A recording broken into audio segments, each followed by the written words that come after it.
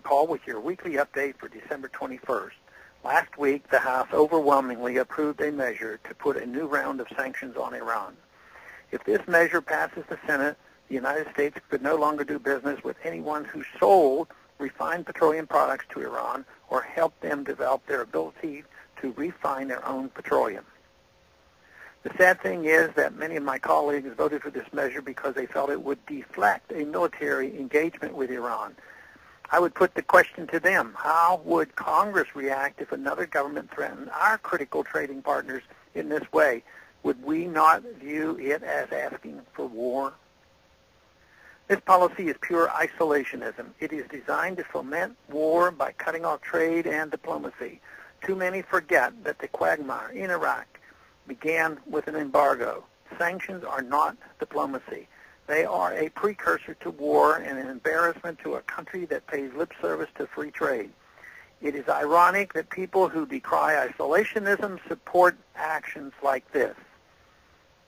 If a foreign government attempted to isolate the U.S. economically, cut off our supply of gasoline, or starve us to death, would it cause Americans to admire that foreign entity? Or would we instead unite under the flag for the survival of our country? We would not tolerate foreign covert operations fomenting regime change in our government. Yet our CIA has been meddling in Iran for decades. Of course, Iranians resent this. In fact, many in Iran still resent the CIA's involvement in overthrowing their democratically elected leader in 1953.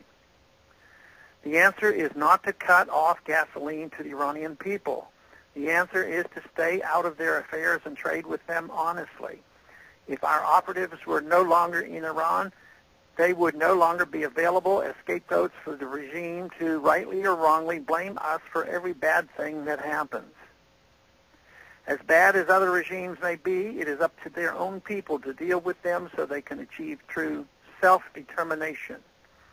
When foreigners instigate regime change, the new government they institute is always perceived as serving the interests of the overthrowing country, not the people. Thus, we take the blame for bad governments twice. Instead, we should stay out of their affairs altogether. With the exception of the military-industrial complex, we all want a more peaceful world. Many are hysterical about the imminent threat of a nuclear Iran. Here are the facts. Iran has never been found out of compliance with the nuclear non-proliferation treaty they signed. However, being surrounded by nuclear powers, one can understand why they might want to become a nuclear capable, if only to defend themselves and to be treated more respectfully. After all, we don't sanction nuclear-capable countries. We take diplomatic negotiations a lot more seriously, and we frequently send money to them instead. The non-nuclear countries are the ones we bomb. If Iran was attempting to violate the non-proliferation treaty, they could hardly be blamed, since U.S. foreign policy gives them every incentive to do so.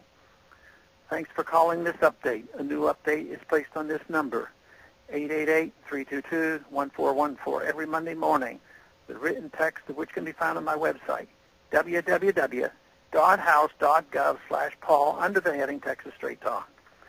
Thanks for calling.